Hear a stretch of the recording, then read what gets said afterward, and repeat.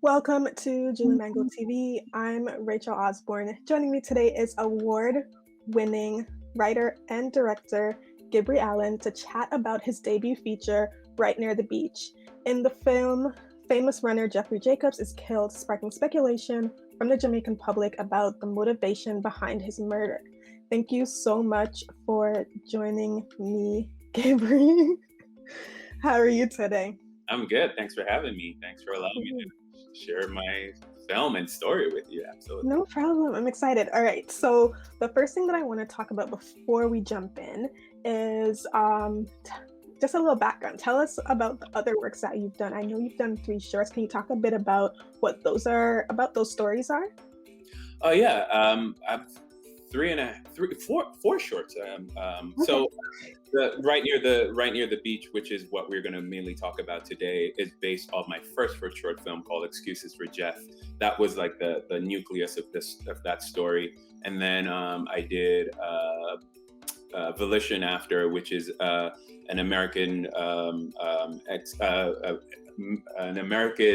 vet back here in the States in New York, who, because of his experiences throughout the military, he's taken to, it's hit him hard, and he's taken to drugs and alcohol to kind of soothe all of those memories and the painful journey that he's been through. And essentially, in a night, there's like this ethereal moment where he meets an angel who convinces him to make an ultimate sacrifice, which is his life, giving up his life for a greater cause. But within all of that, there's a lot of shady situations within all of that. And then Max and Marco.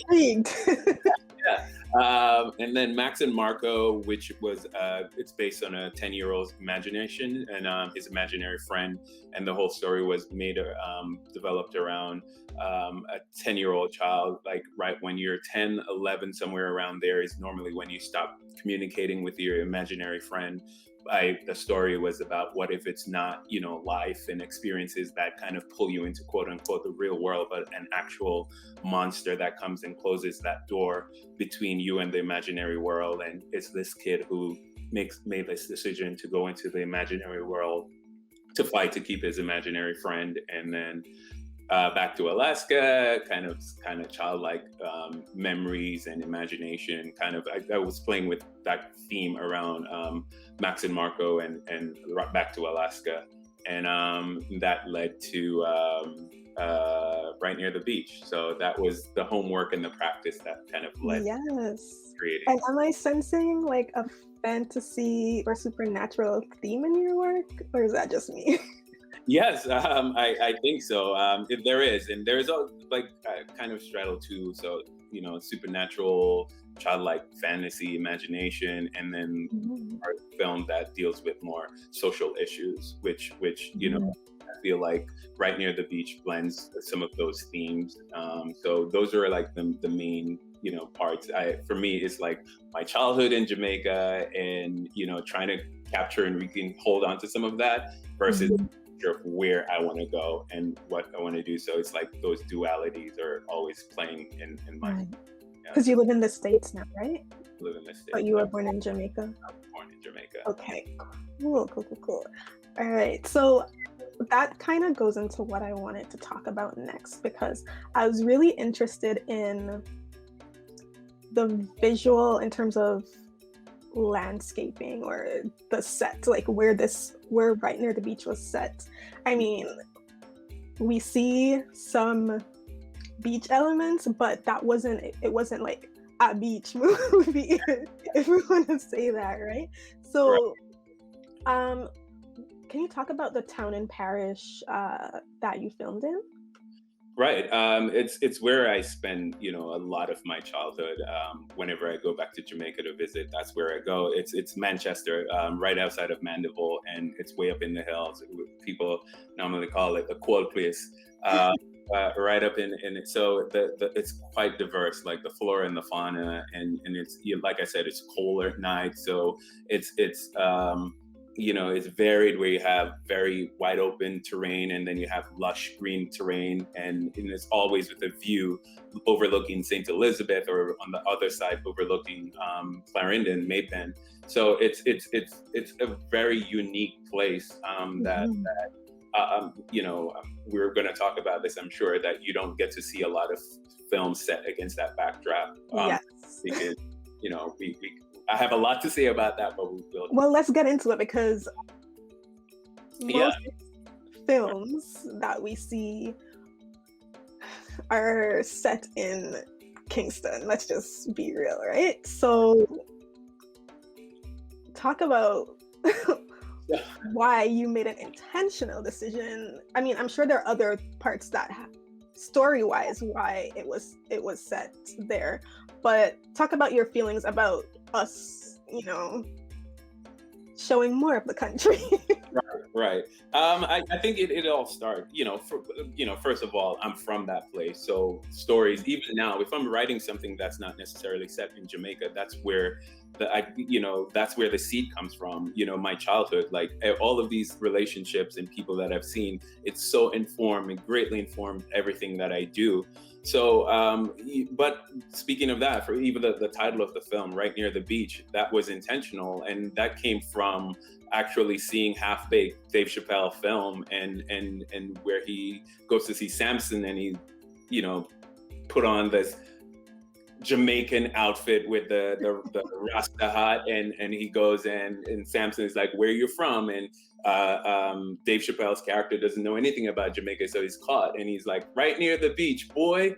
And that stuck with me these years, because I guess you can say that for a lot of places. You can say for New York, oh, people think of New York as the buildings and Times Square, but I feel like with these countries that you don't, you're not so educated on, you think of Jamaica as traditionally a few things. One of them is the beaches, and one of them is maybe Kingston, or some of the unfortunate crime and violence that happens there. But you don't, like, love happens there, family happens there. It's not just a beach. So the title of the film is Right Near the Beach. Like, okay, you think of Jamaica as a beach, this happens right near the beach. Right. Love happens right near the beach. Love happens right, family, drama, grief, all of these things, real people. We're not just a body of water, or an island that's surrounded by the Caribbean Sea. We're actual human beings with all the we're multifaceted people that, is beautiful and deserve to be photographed in their elements. And nothing against Kingston. Kingston is amazing. A lot of culture comes out of Kingston, but,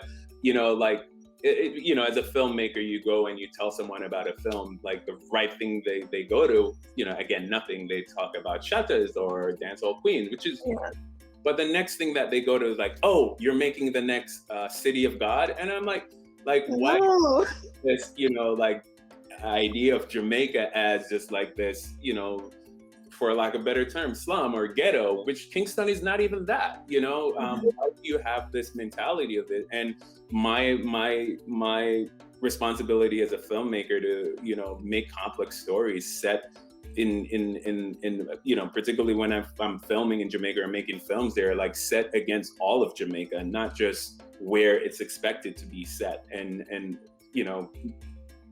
a lot of these films, they're not Jamaicans making them sometimes, it's that people who think, Jamaica is that. And, that Jamaican born filmmaker, it's my duty and responsibility to highlight beautiful Mandeville and fruitful and abundant St. Elizabeth, and, like wide open Clarendon, and the St.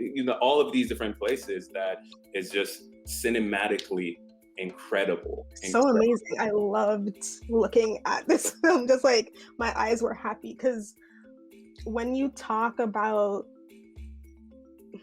us being, I guess, pigeonholed into doing films in a certain place, I also think it's because we think in terms of film, we're growing out of it now. Because I will say that I'm seeing a lot more works that are telling different kind of stories, but because of our history, the types of films that in the 80s, 90s we were making, it's so we got typecast as creators. And Yeah. now the younger, like the generation now that's making film is moving us out of that. But so it's still just always refreshing though to see that for sure. Yeah, I totally agree. I think, we're pigeonholed, like you said, and also to get our films made, we kind of have to go because that's what's expected of us. But now, thankfully for technology and, enhancing that and using it to tell our stories. And obviously we want to be able to tell from anime to, horror films. We want to be able to tell those stories, and these tools that we have now allow us to do that. And we might not get distribution or pick up or any of that stuff, but my truth is on the screen. Yeah. One thing that I liked about where you started the film was that it was slow enough for me to really get a feeling of what Mr. Jacobs, so Miles, what he how he lived. So we see him farming, we see, the scene with his wife bathing him, right. I was just like, okay, where are we going? But I just also like that was outside. Something about that being outside kind of added to the emotion of getting to know him. So how does this depth of intimacy that you created for us speak to the overall tone that you were setting for Right Near the Beach? Right. The pacing of the film is an important thing, and I think it's just taken from like a farmer's, that's first thing, he's a farmer. It's a slower, like time moves so much slower when you're in. So that became the pacing. Like we want to be very deliberate with the time. We want to invite the viewer in, and with that opening scene in particular that you're talking about, in space, I feel that goes back to the Kingston and the corners and the gullies and the trenches. It always feels so closed in for me. So I really wanted to, just open up that first shot and like, this is a part of Jamaica as well. And then the physical bathing, preparing for the bad news that he's about to hear. So that kind of set the overall tone as far as like, okay, relax, hear this water dripping, relax yourself. We're going to go on a journey. It's going to be pensive. It's going to be slow. I like to think slow, but not boring. And we're going to take this journey, and we're, it's just a landscape. And the fact you find out that he's a farmer so early, I think it starts setting up things in your mind. This is not going to be an action movie. You're not going to see anyone running from anyone per se. So yeah, I don't know if that answers it, but it definitely does, because I did get that sense of, okay, the way that we see him just go throughout his day and set up his little radio, till his little son, you know what I mean? All of those like things felt very intentional and allowed me to just watch without that like quick anticipation of, okay, so what's next? So like you said, slow but not boring. And it gave me time to think about who is this man? You know what I mean? So without losing focus, I was able to ask a question of kind of where we're going, and then just stay connected to, all right, something's obviously going on, because he didn't talk a lot. No. The man did not have a heavy script, so he had a lot of action. Right. And I don't know, he seemed to really sad. I was like, is he okay? Like, obviously I know he's acting, but I think he did a good job at those like pensive moments, because I was just like, are you okay, Pops? Like, I felt like that was my dad, as that is my Pops. So it was originally, even approaching the film, we wanted to cast, like an actor and a trained actor. And my director of photography, Javier de Pablo Velez, like, why don't you ask my casting director, Sabina Maskey, said, why don't you ask your dad? And for me, it was like, my dad is like the most laid back, like, no, I'm that's not for me. I know what I do well, and that's what I do well. And I asked him, and to my surprise, he's like, sure. So we took I don't know if we took a trip or a day, and we just kind of followed him around, and that informed the whole script overall and the film overall, because he'd do a lot of things because he's not comfortable with the camera, so he would cheat away, he would turn away from the camera. And like right away I told Javier, my director of photography, like, we're gonna have to find his face, which completely added to the film, because like this tragic trauma and tragedy is going on, and you just want to close in and lock in. So we really wanted to peek around corners, like you're eavesdropping on this man's life, and you're really trying to find out what's going on. And it's like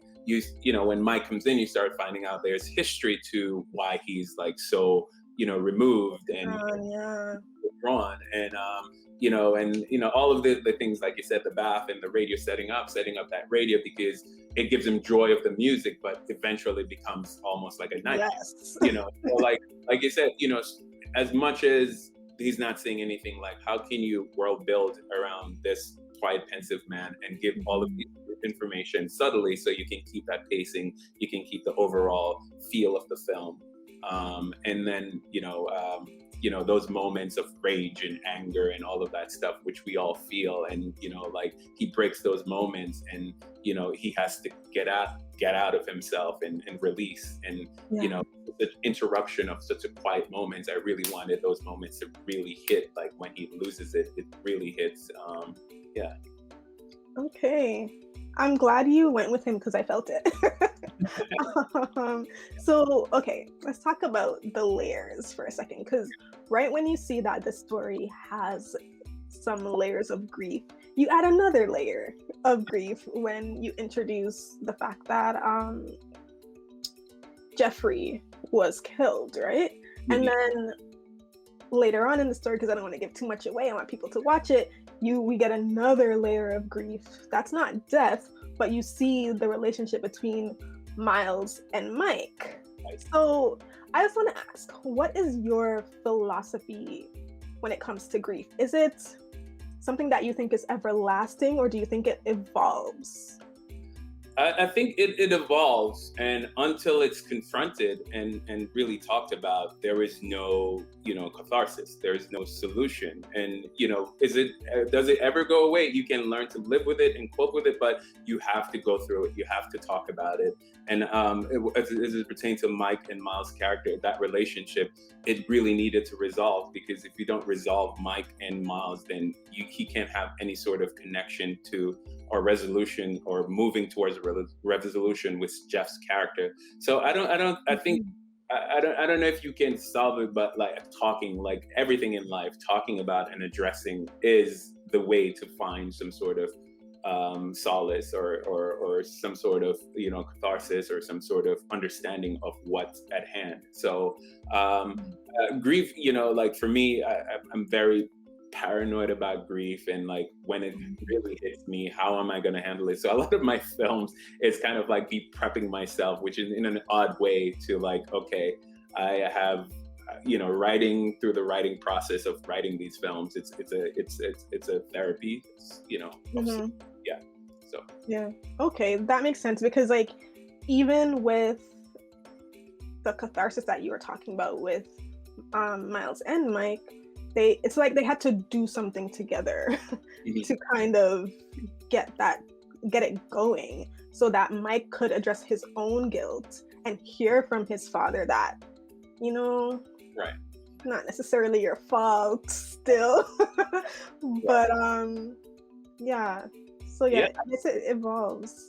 Yeah, it does. And a big part of this, I'm very stubborn, and I think that's very, very representative of Jamaican men. And so for them, you have to be subversive a lot of times in your approach to a lot of things. Like, how can you get your point across? It's like the magician, like one's hand over here, but the prestige is over here. How can you be really subversive with getting your point across? And like Right Near the Beach has some of that, like them physically digging that grave together and sharing that moment, that's tangible and physical, and him being a farmer, how that all connects, that leads, I don't think they could, at the start of the film, Mike, not the start, when Mike arrives, he tries to talk about it, but Mr. Jacob Miles kind of shut it down. So you said there has to be a different way to approach this. And I think overall with the film, that was my objective. Like, how can I talk about sexuality and homophobia in Jamaica and be respectful of that community and still make a film where it's accessible to everyone. And so that was the overall goal for me with this film. And a lot of those themes not physically, actually bled into the story. Yeah.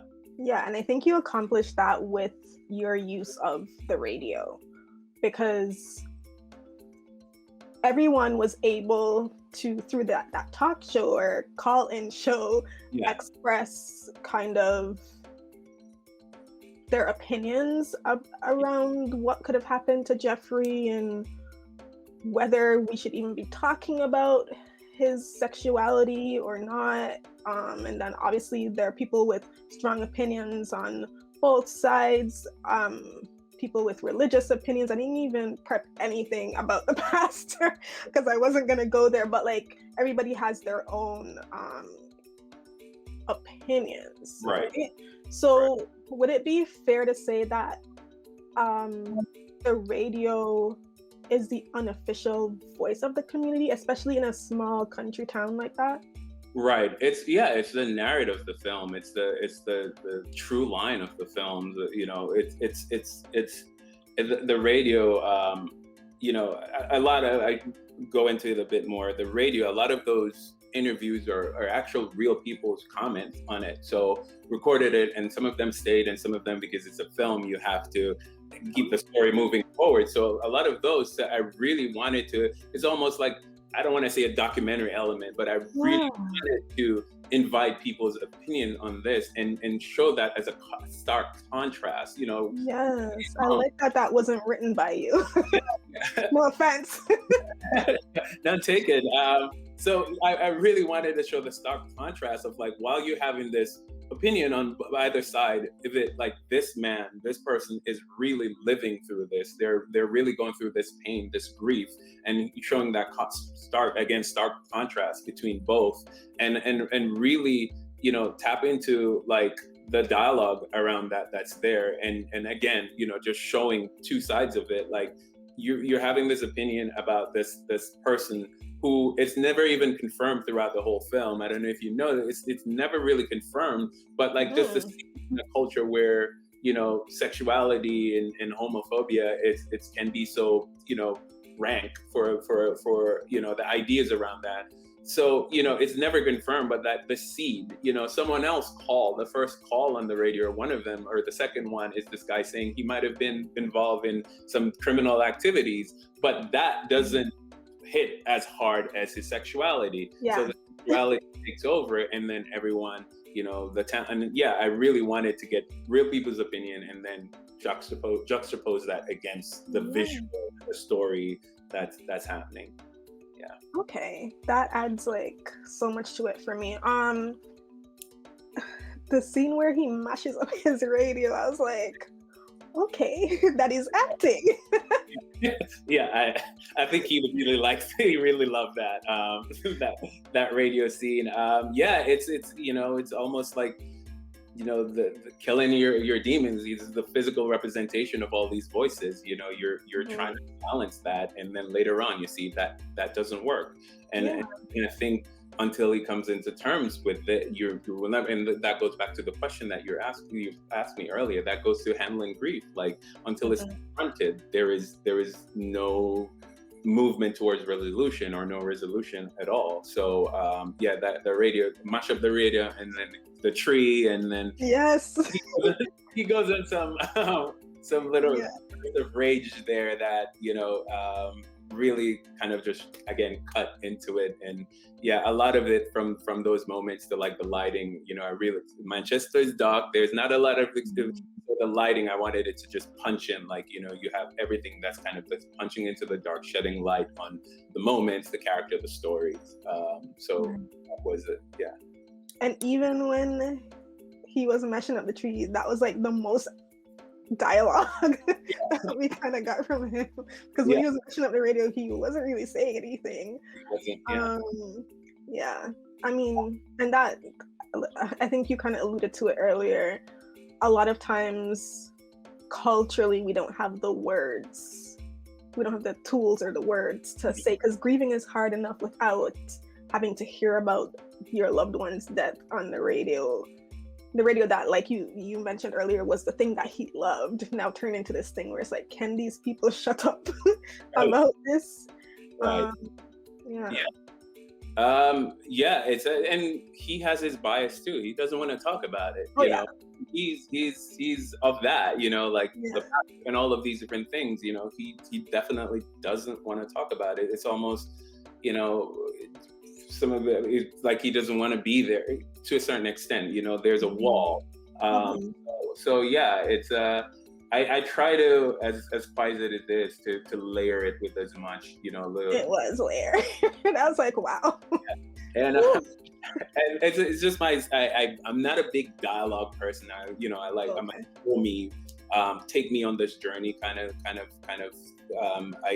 filmmaking. And this one, I really dove into it. I really extend on that a lot. And I think sitting with your thoughts and sitting with like moments like these and heavy subject matters and sitting with them, and you know, I try to again find a way to present the story where it's, you know, again, you know, that Jamaican mentality is like, you can preach to me all you want, but you know what that's I gonna do.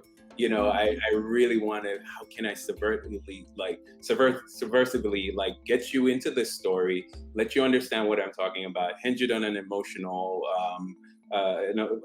story, but not, you know, like keep it accessible. And you know, that was the hope and for Right Near the Beach. And so far, you know, the reception, you know, it's been positive. So yeah, you've been nominated for a couple of awards for the film, right? I've been nominated. I've gotten a few. I think all except for one festival that I've been through, I've been nominated for Best Film in Festival. So it's a huge honor, and you know, I somehow, you know, my goal is to show this, and I like I said earlier, film theaters and stuff like that, especially with the pandemic, you can. So my goal is to get the big screen at some point and just set it up, maybe right in that field with the opening shot where he's taking a big, and just like show it and just have everyone come and see it. Yeah. That would be really cool. That's the hope. Okay, we're going to talk about that after. But before we go, where will audiences be able to watch Right Near the Beach after the festival run? So the last kind of people that I've been talking to, there is some steam there. So I'm hopefully in a couple of months I can make some sort of announcement, and you know, I most likely will go to streaming. As far as platform, we're not sure as yet, but as far as a distribution, we're working on it. Long way to say we're working on it. Yes. All right. Yeah. Cool. So, if people want to follow you on socials or anything like that, where can we find you? My production company is Dear May, like a letter, DEARMAY Films, and that's Instagram. And then my website is dearmayfilms.com. You can see stuff on there. You'll be able to watch some of my previous short films. You'll get some information about this new short film that's making the rounds right now, just premiered at Tribeca. So that was a lot of fun. And and also I just want to, before we go, say thank you to Third Horizon, because this is the connection point.